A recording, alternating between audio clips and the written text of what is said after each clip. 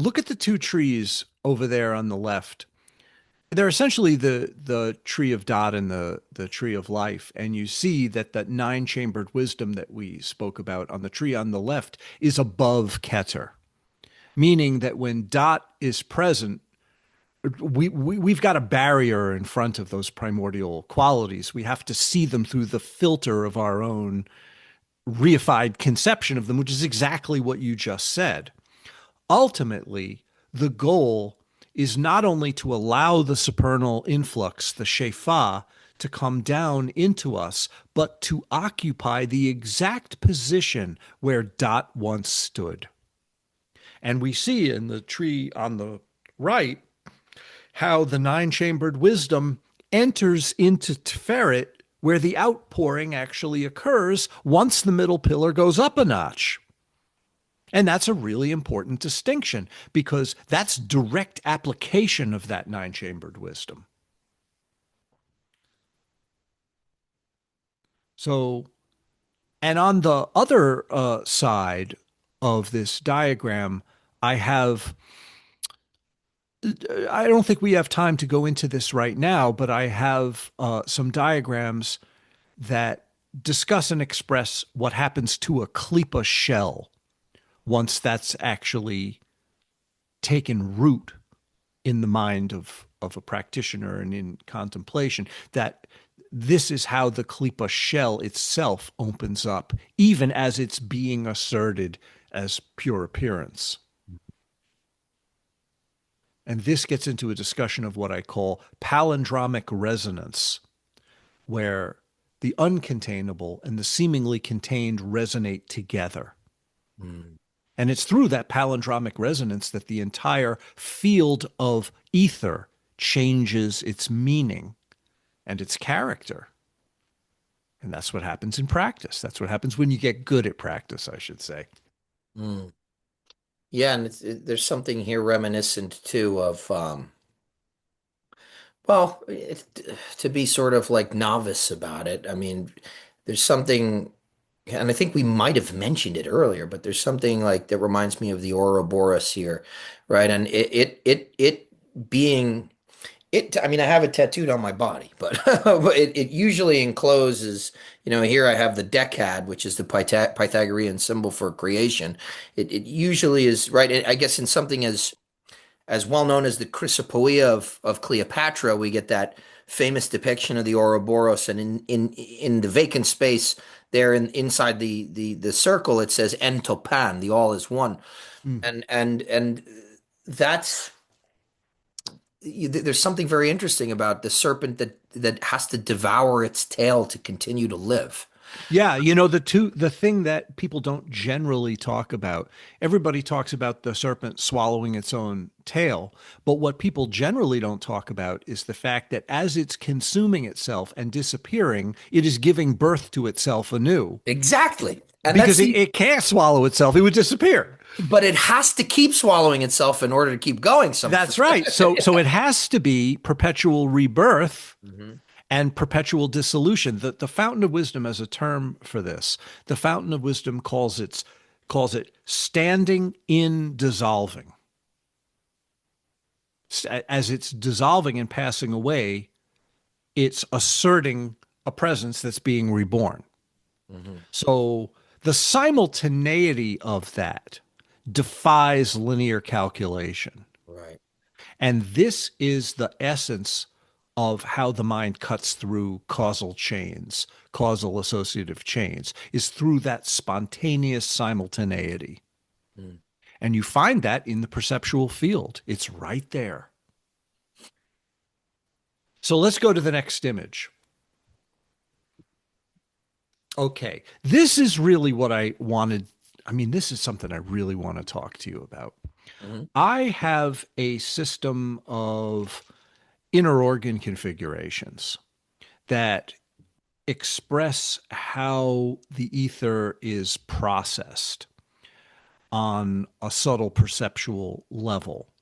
The problem is understanding that I'm not talking about physical organs and I am not talking about mechanical processes. This is a metaphor. right? This is a metaphorical five-fold organ system, and it uses the tree. Now, what happens is that it has a certain order, and that order is presented one way when dot is in place and you're conceptualizing phenomena. But once dot is subsumed within Keter, the order really changes its meaning again, very, very drastically. And the constituents that compose your perceptual body, your body of light, we could say, change their function drastically. That the first aspect of the organ system that we employ generally has to be the kidneys, because that's how you purify the gross level fixation on the klipot.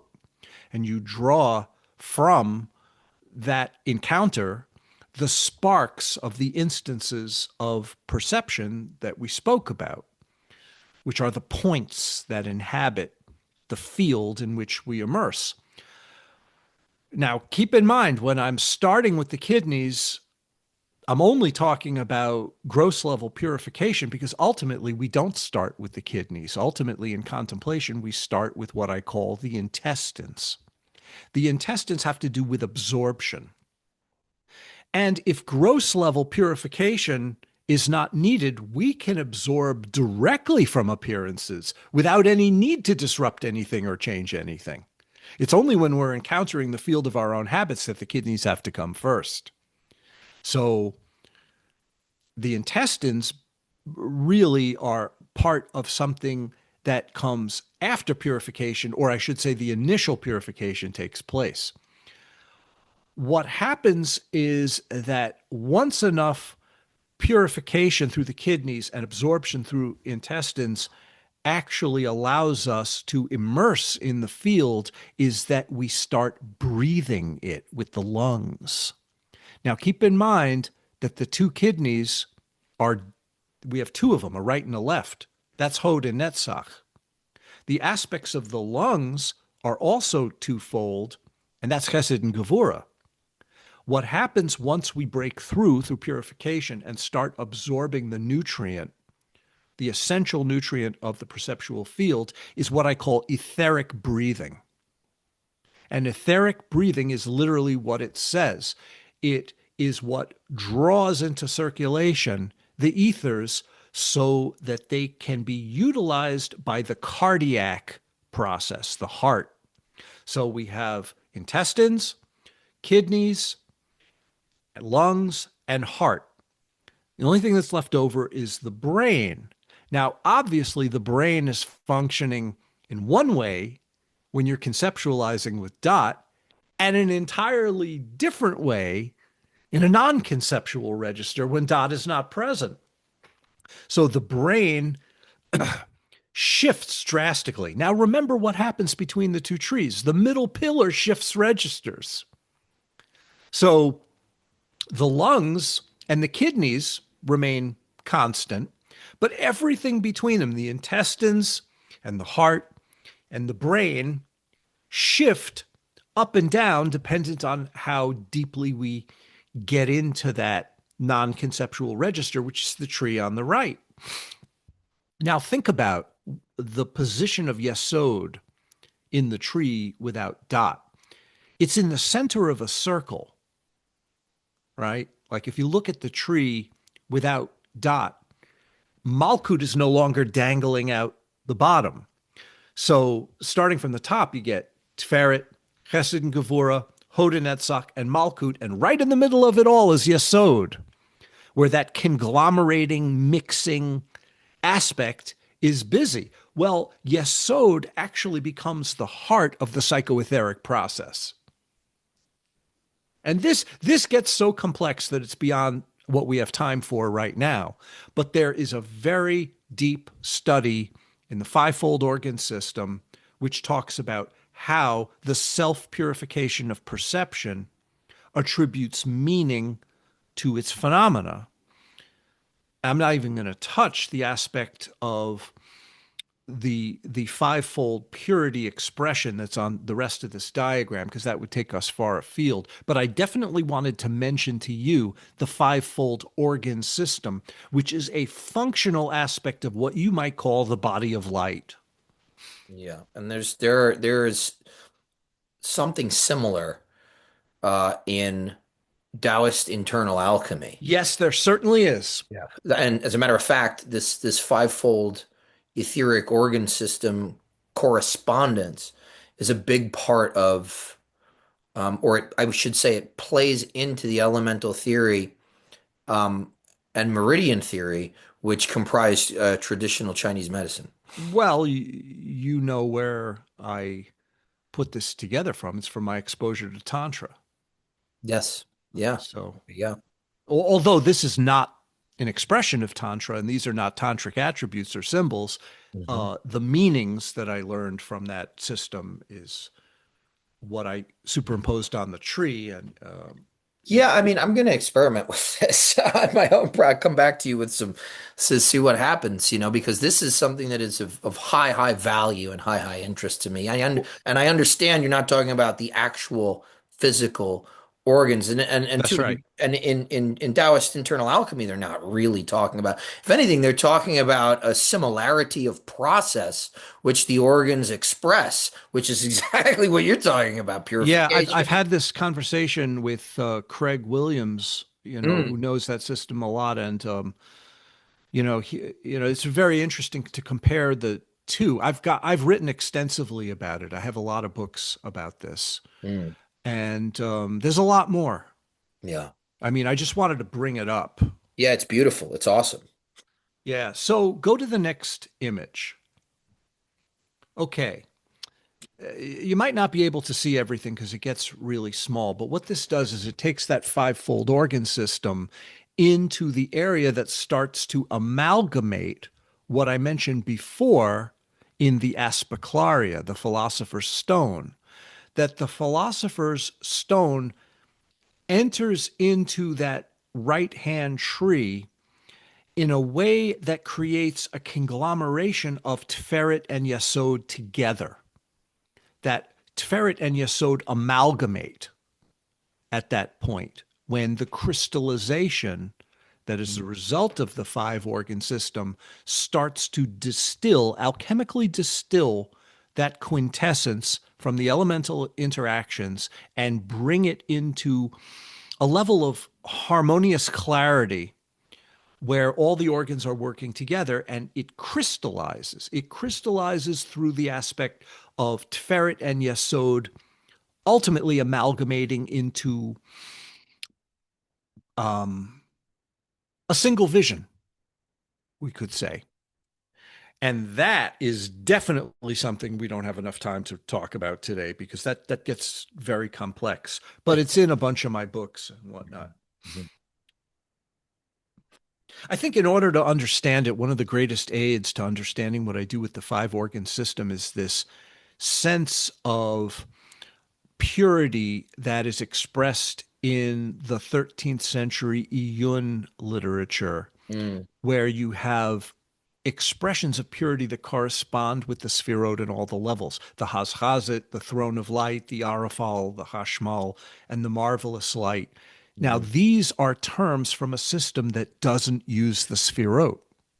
Yeah. So, what I'm doing here is creating a syncretic vision from systems outside of the spherotic normative Kabbalah language that goes to some of the very earliest Kabbalistic developments. I Mhm. mean, part of what happened in the 13th century was really left over from some of the ancient or late antiquity Merkava tradition, Mm. although it's not a direct one-to-one ratio. Right. Yeah. I don't know much at all about the Merkava tradition. For that, you'd have to go to Justin Sledge and look at the texts, and that's when the temple was around. Like after the temple period, all bets are off. It's a total break. Yeah. Yeah. I mean, there's a strong correlation, correspondence between those, that Hellenistic Judaism or Hellenized Judaism that was produced in first and second century Alexandria as well, with the Merkava and the Hekkalot literature that really is associated with. It's very, very similar to the way that they were conceiving of theurgy is this travel, this travel via or access via totem pass through each of the spheres that corresponded to genealogic forces in reality, which are attempting to push you back and keep you where you are. Genealogic meaning tending towards generation instead of liberating upward. Except in theurgy, the idea is that you're ascending, whereas in the Merkava tradition, you're descending. But it's the same thing. It's the ascent is the descent. Yeah, the problem is when you get fragmentary texts of a series of practices that are no longer extant, that are no longer living, nobody's practicing them, that all you have is a series of written instructions and the absence of an oral tradition of the stuff that you can't write down. And that's what you need to actually make it viable. So there are no Merkava practitioners to Yeah. ask these things to. So you have to take that stuff with a grain of salt. Mhm. And you basically can't use it because you can't get this from books. Yeah, and the descriptions of it are horrifying. It's not. It sounds like this is something you probably wouldn't even want to try. Well, you have groups back then that took this stuff into heretical areas. I mean, we don't know what the Essenes, for example, did. I Right. mean, we have some idea of some things that they did, but we don't have a cohesive vision of what it was as a system. Right. However, the stuff that I'm using, I've arrived at the conclusions that I'm presenting to you now from things that became alive through my own practice. Mhm. And most of the stuff, not all of it, but most of it was derived from systems that are still around.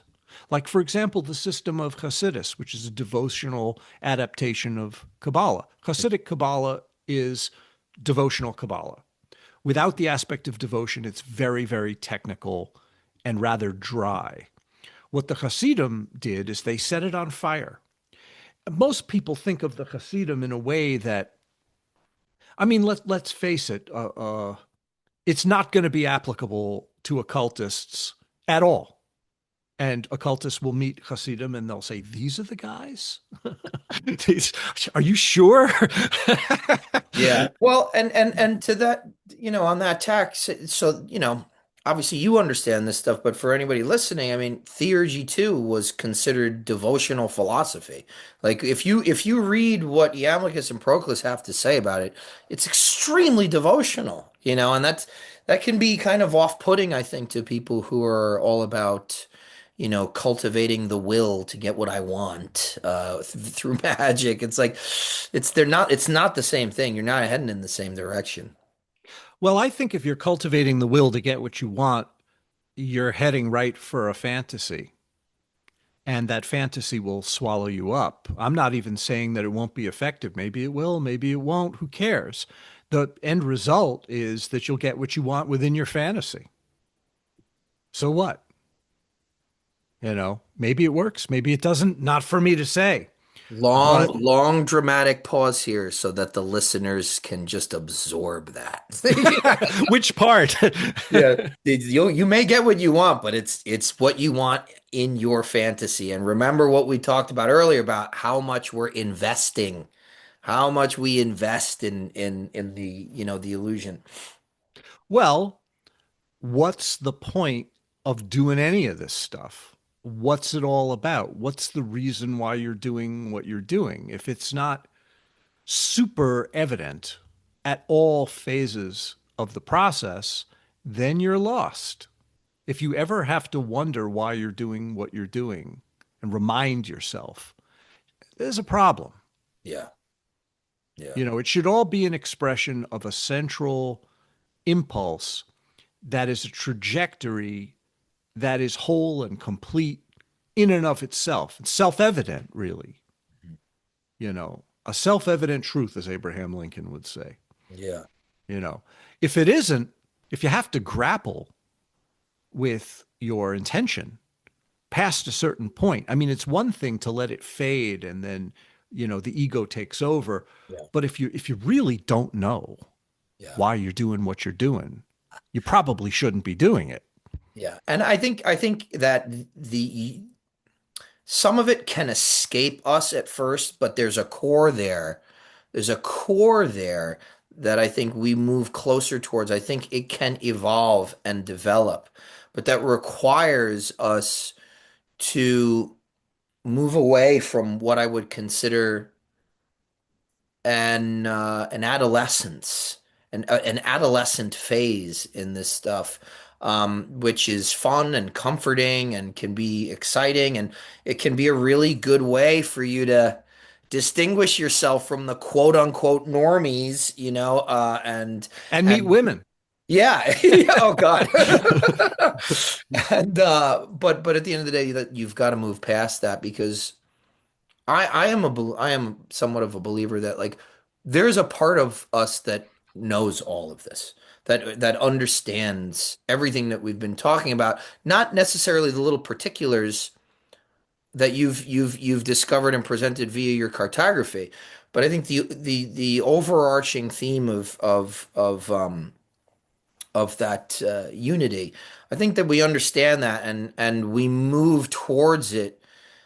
Uh, and then again, like you're saying, we then we'll take like one step forward to take like two steps backwards type of thing. But always, you should always, yes, be first of all checking in with why am I doing this, right? A lot of people don't ever ask themselves that question. I think one very good way to do that is through certain kinds of exposure. If you can't get a living person who's living the path, then a text where somebody who was living the path Hmm. wrote about it. And all you got to do is look at, for example, Pseudo Dionysus Hmm. is a good example, or Sefer Yetzirah, or anything like that, and it's like a reality check. Hmm. Corpus Hermeticum, I'd say, even falls into that category. Some of the medieval saints in the Christian tradition, um, the anonymously written text Cloud of Unknowing is very much like this. And you see, there's a strong dependence on Christian mysticism, a reliance on specifically the writings of Plotinus.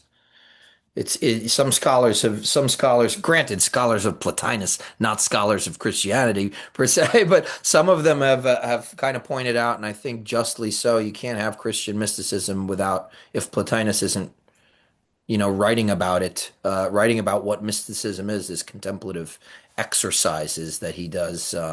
Granted, he didn't publish anything. His student did after he died. But again, Hmm. there's that relationship between um, all of these ideas, which were happening in that place in that time around, the ancient first century, second century Mediterranean and Near East. There is a Christian mystic, like tragically underrated, wonderful, wonderful Christian mystic by the name of Bernadette Roberts Huh. that I highly recommend to people.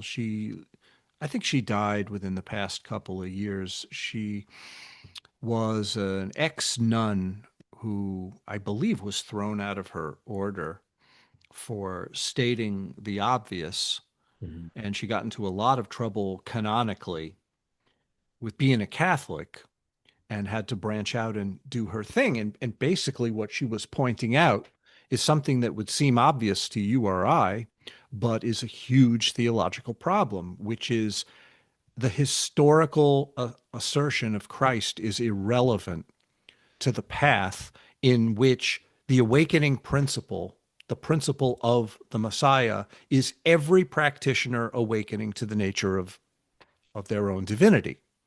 So, in a sense, what she was really saying was that a practitioner of Christianity strives to become a Christ Mhm. rather than worship a Christ. Absolutely.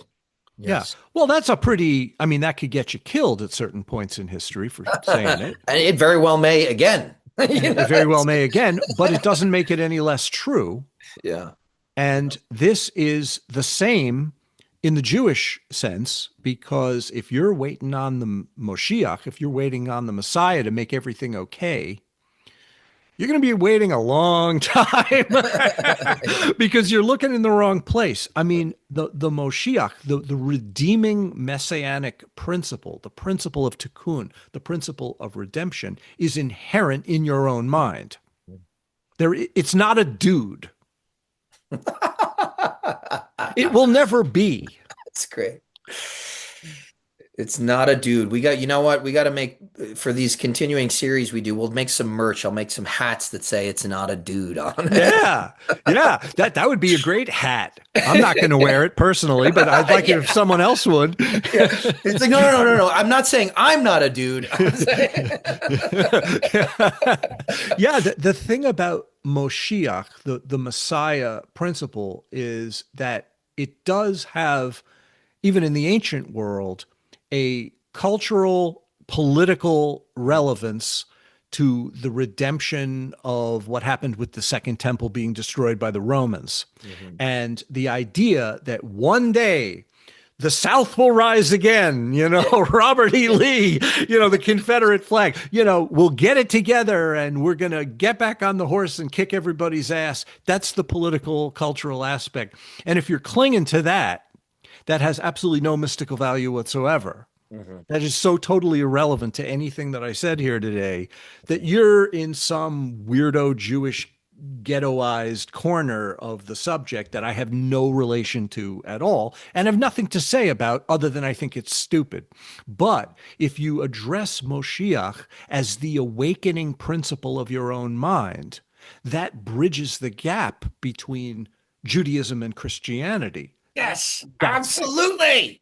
Yeah. And then in that sense, you do have this idea of the Moshiach fulfilled in not necessarily in Christ the dude, but in this path, this actual working out of the that, like you're saying, that inherent state that is ultimately within your mind. It's graspable within you. It's not beyond you.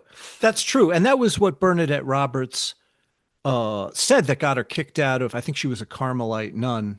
Mm. And she wrote books, including one great one called The Path of No Self. Mm. And really, like, major Christian mystic that is overlooked because she's too contemporary. People prefer it when things are more than 400 years old. Yeah. It just makes everybody feel safer, if it's old. Absolutely, yeah. Because then you don't, then you can put it behind a glass and shine a little light on it, like you're in a museum, and talk about how nice it is and shiny. But to Yossi Chayas, the scholar of Kabbalistic diagrams, once said to me about a particular diagram I was showing him. He's like, "Too bad that wasn't done by Natan of Gaza."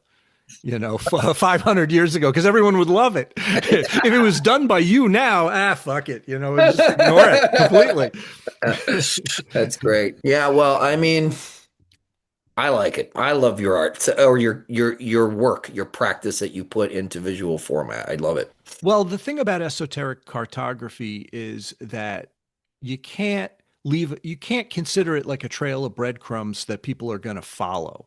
If you try to follow what I've done idiomatically, it's not possible. It won't be a path. It's not supposed to be a path.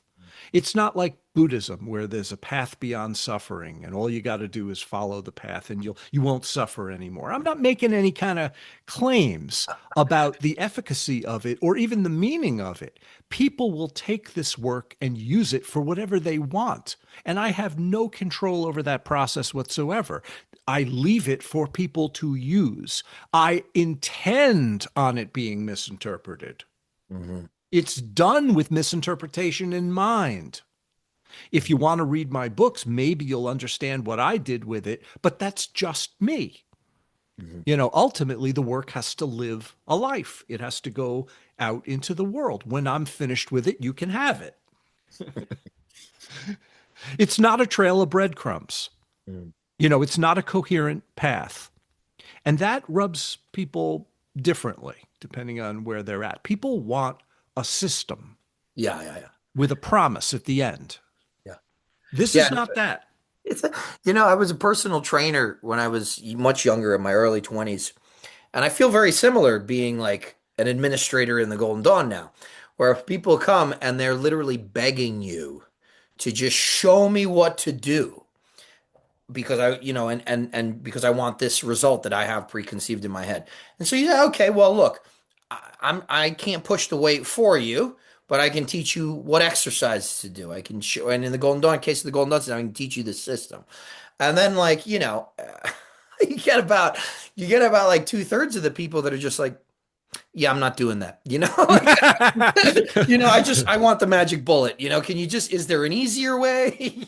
Oh, because it's too hard, they're not Yeah, doing that. exactly. And it Because, challenges too many of it challenges too many of their habits.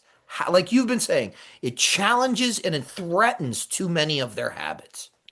well, what did it for me, and I don't know if this anecdotal information is useful to people, but the only thing that ever allowed me to go anywhere with my work was my own suffering, was having my back against the wall and having to live through pain. That's the only thing that pushed me to go deeper. And since I've had like a kind of difficult life of a lot of pain coming up in various ways, I was forced to do it. And maybe that's what it takes. That's what breaks through the fantasy, certainly, because if the pain is sufficient and work is the only recourse for redemption, you don't have a choice. You're just going to do it. And if you don't, you don't. Nobody's standing over you, watching, commenting. It's all you. It's all you alone in a room. And that's it. So you're alone in the room. You've got three choices. You could not do it. You could fantasize about it and turn it into whatever you turn it into.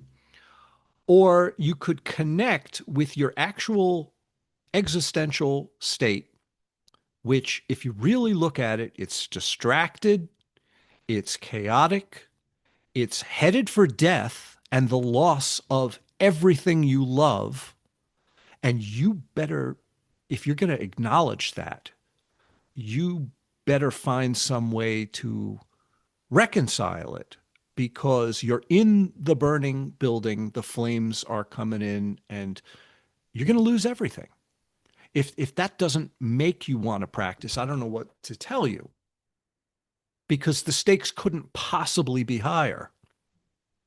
What happens ultimately, and I find this to be the ultimate paradox and irony, is the very thing that creates the worst level of fear and terror in you is ultimately the thing that you will most love. And ultimately, the love and the fear, the chesed and gevura aspects, lose their boundaries utterly and completely. And that's when dot really is subsumed into Keter, because the isolation of the terror and the beneficence is a conceptual distinction. When they merge, that's again what I call black ether. That you lose the orientation completely, including the orientation of your own suffering and your own love. That's the cloud of unknowing. Yeah, that's beautifully put. I have nothing to add to that. So the interesting thing is, remember before when I talked about the fact that in the Zohar, Keter has three heads. There's three aspects to the head of Keter. The Mhm. first one is reconciling with the monad. Ultimately, that is a cataphatic realization, the realization of the wholeness of everything. Mhm. After that point, you go further through an apophatic assertion where the oneness, the wholeness that was everything, when you realize that its essence is nothing in particular that can be reduced or isolated that you will ever find is free, is open completely. That's the apophatic assertion. The headless head is when even the distinction between cataphatic and apophatic disappears entirely. And it is neither being nor non-being. Is a form of freedom that we don't even have a word for that. Mm-hmm. I call it transparency. Mm. But a cataphatic has to come first. Apophatic develops from that, and ultimately they pass away Right. into a visionary state. Mm. Yes. Yeah, and I mean that's that visionary state of self-ornamentation is, yeah, it's just it's ringing in my head. I'm gonna spend a lot of time contemplating that. Yeah. So why don't you go to the next and final image here? I'll just talk about it for a minute. Um, this image that I'm showing is a teaching diagram, and all the parts of it I've done with a private group. And, each and every part of this is something that I've used with people. And this is just a composite of the work that I've done, maybe the past, I don't know, 3 to 6 months, which covers a lot of the material that we talked about today Mm. in a composite form. This composite form is what I call a long scroll form. It's a compositing technique that I have of taking each individual point of a teaching and putting them together, in a massing. So it's not a single map. It's actually a composite of mapped elements. Mm-hmm. So this is like I do a lot of different styles of cartography. This is one of those styles, this massed form called the long scroll style. Right. And the reason why I'm showing it is because believe it or not, even though it might not be, clear to you here, but this is actually a synopsis of a lot of the things that we said in this discussion. Mhm. And some of the pieces are actually things that I showed you before. Yeah. Yeah. So, let's talk in general about it. Ask me anything you want. Hmm. Well, in terms of reading the long scroll format, I understand that they're arranged vertically next to each other. But do, do they form a syntax or a grammar? Does one lead into the other? No, Like, there's no linear narrative. okay, okay. There's no linear sequence. The Mhm. massing is just like a causality, it's irrational. Mhm. Now, could you use this as a general contemplative device if you were, say, somebody that was interested in sitting with some of this stuff and using it the Yes, way, like almost like a talismanic focal point for contemplation. I think each piece of the composite is a talisman, Mm. and you would have to go from part to part. What I like about this particular form, now, by the way, sometimes I do lay things out in a structured narrative where you go from part to part in a logical order, but this isn't that. What I like about this and what this offers is you can go from any part to any other part and a syntax forms. So there's no preordained syntax where you go from piece to piece. You can go in any direction to any other part because they're all essentially ultimately leading to the same realization. Right. So you can't use the whole thing as a single practice. Each piece is a practice and a Mm. teaching. Mm. Now, I'm assuming you do you in your public courses, do you give the teaching aspect of this stuff as well, like how to work with these images? Yeah, sure. I do a lot of different things with it. And one thing that I like to do is when I use a visual to do a teaching from, I'll have one side of the screen is notes, and these are essentially my notes. Uh-huh. And the other side of the screen would be a fully developed picture, and I'll have them next to each other. And we saw a bunch of them today. And usually I don't say anything about the final diagram. I only talk from the note portion. Okay. What happens is that the notes like you could see, are from these cards in my pocket. And like being an esoteric cartographer means I'm always developing these cards wherever I go. I mean, I carry it with me because I don't stop. Mm. And those notes are the basis of teachings, and I teach directly from them. There's really nothing that I want to say past a certain point about fully developed pictures. They are Right. statements that people are meant to take on their own terms. I release those into the world, and people will do whatever them with whatever they want. However, the notes are different. The notes are actual structured points that I'm bringing to a conclusion and exploring with people. So when I have both those elements on the screen, I'm talking about the one, but people are looking at the other and they're going to make connections between them. And I Mm-hmm. want those to be silent. So that's a total thing in and of itself that I stay out of. But yes, I teach, these are my notes. I don't use a notebook. I use separate cards, Mm-hmm. and I have hundreds of them. Yeah, I think that's a great skill in teaching and in good teachers have is to not to leave a little bit to leave a lot of that space for you to make those connections yourself and not have to like spoon feed you the quote unquote significance or meaning or of every little tiny detail, you know? Yeah, but like you said, even if you did that, people wouldn't follow it anyway because it's too hard.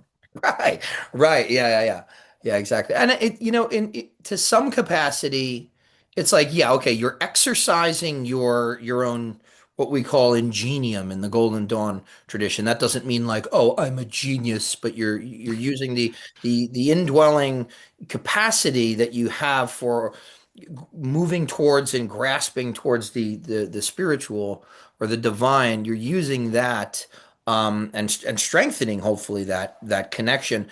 But at the same time, it allows people to have personal experiences with this stuff, which I think is really important because at the end of the day, a lot of the higher reaches of what we're talking about is just that. It's like having a personal grasping of this thing that it's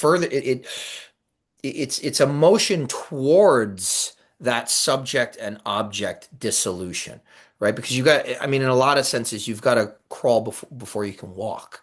So the personal Mhm. experience with these things is a movement towards the subject object dissolution that we're hopefully headed towards. Well, let's go back to the original theme of our talk today. I think that any person who is sincere and regardless of their stage of development, whatever that means, any sincere person can let their guard down, look within the nature of their own imaginal power, and find that etheric field. I think it's totally and completely available. And I don't think anybody, if they could just relax the rigidity of their mind a little, I don't think anybody would have trouble discovering that that is the case. It's an entire inner world of all things. Mhm. The inner life of things is right there. You don't have to do anything special to find it. You don't have to go anywhere. You don't have to go through an elaborate process or ritual. It's right there all the time. Mhm. If you could just relax into it with attention, Mhm. and shift the focus of your attention from your own thoughts and feelings and circumstance Mhm. to that field, that shift Yeah. to the living inner dimension Mhm. where both the subject and the object, both the perceiver and the perceived, start to melt into this activity that we're talking about, this etheric activity. Yeah.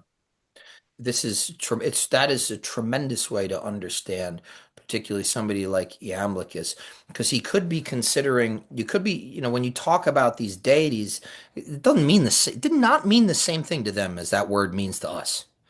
that didn't, especially if he's using it in a philosophical context and a devotional context. To me, it reads more like, now having your vernacular in my mind, it reads more like the deities are actually just focal points for those fields.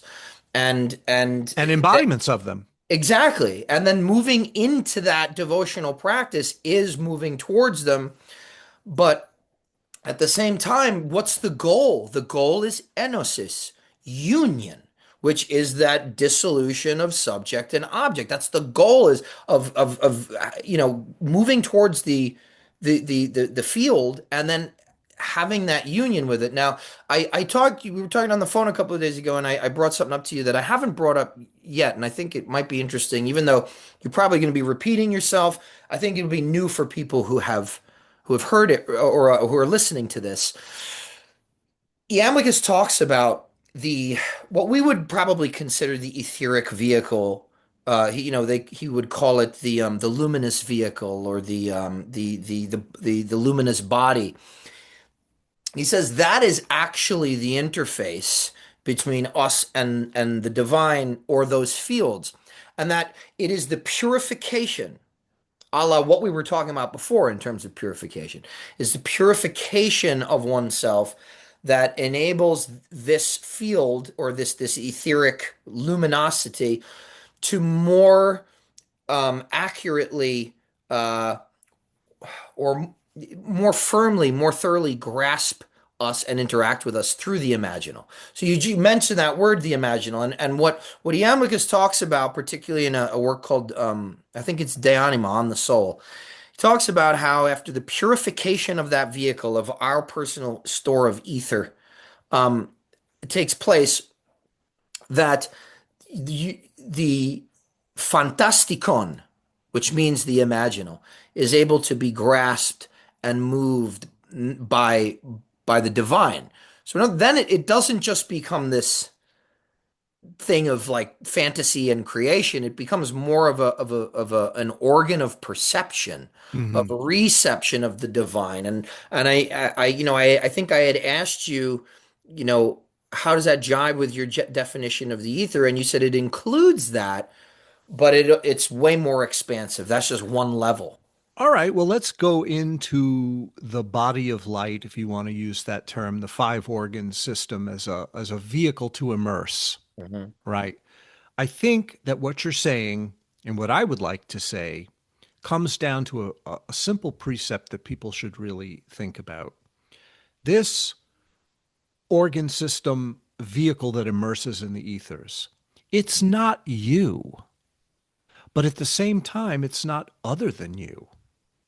If you consider it an extension of yourself, then you're just superimposing the idiosyncrasies of the body, mind, and the personality on your contemplative work, and that's not going to go anywhere.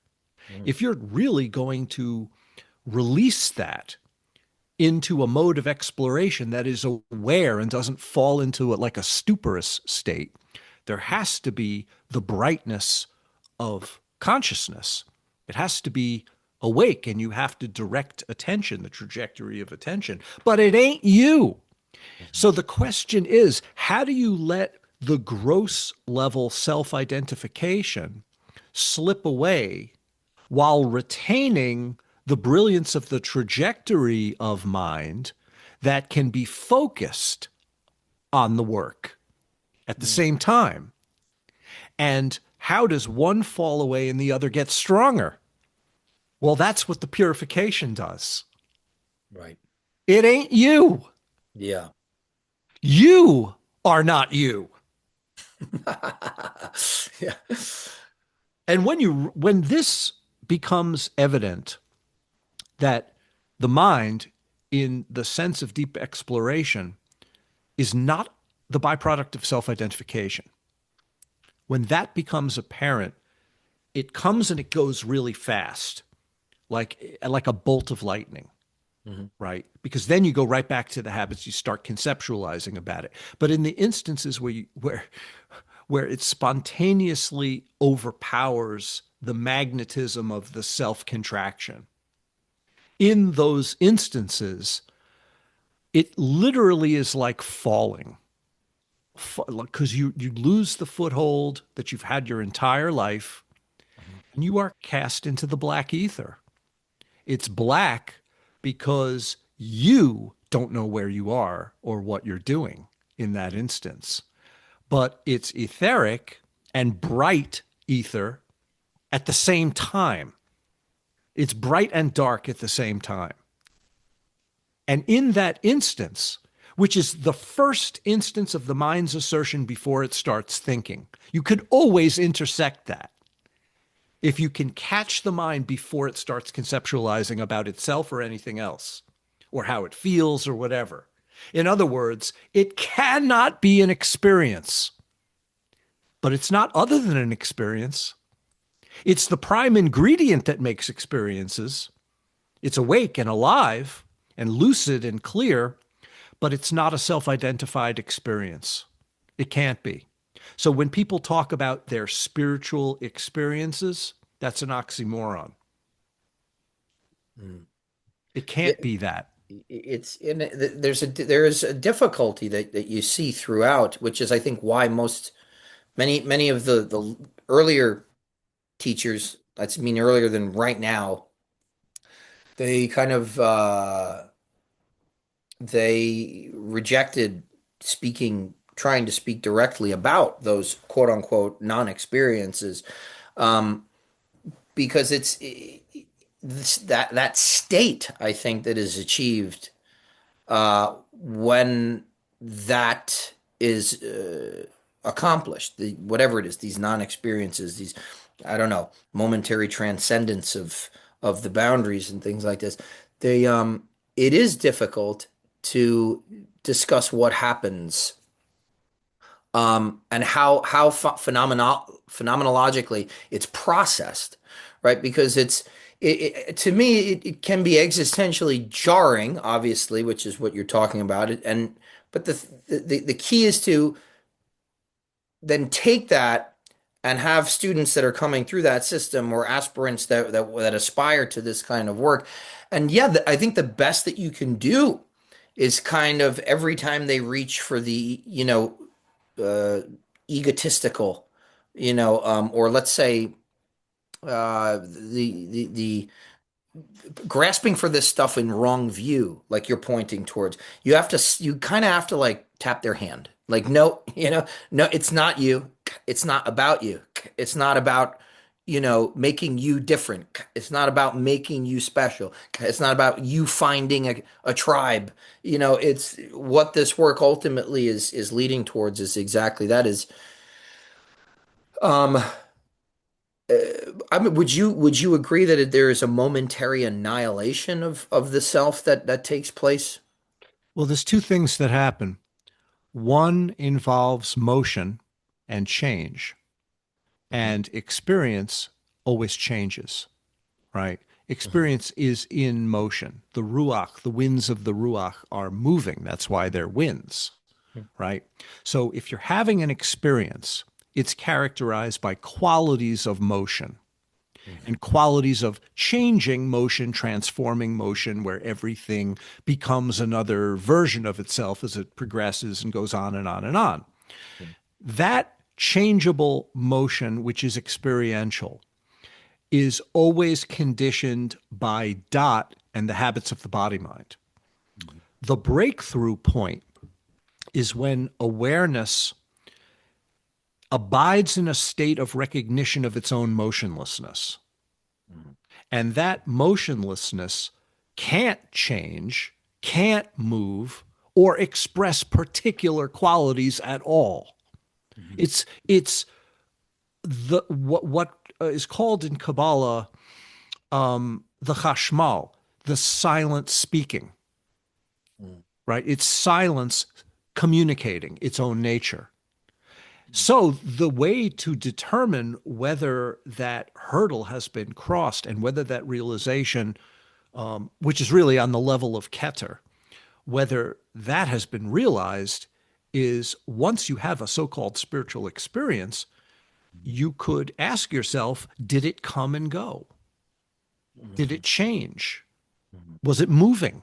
And if it has qualities, there's your answer, Yeah. right? But if you had a glimpse of that which does not change, which is changeless, Mm. and then you snapped back into the habit field, the only reason why you think it was a spark or just a glimpse is not because it actually had a beginning and an end, but because your habits started and stopped for a moment and Mm. allowed you to see what was already there. Because the actual spark of realization doesn't have a beginning and an end. It's not something that comes and goes. Mhm. However, your habits come and go. Yes. So it seems like an isolated instance, a spark, but it Mhm. really isn't. That's Right. only from your reflexive point of view that it seems that way. Mhm. So once you understand that, the mind dips into the changelessness of its own dark, silent, open luminosity, which is the essence of your own awareness, which is Or Ein Sof. Mhm. The question is, do you filter that through the habitual momentum of your own conditioning, where it has qualities and it moves and it becomes an experience? Mhm.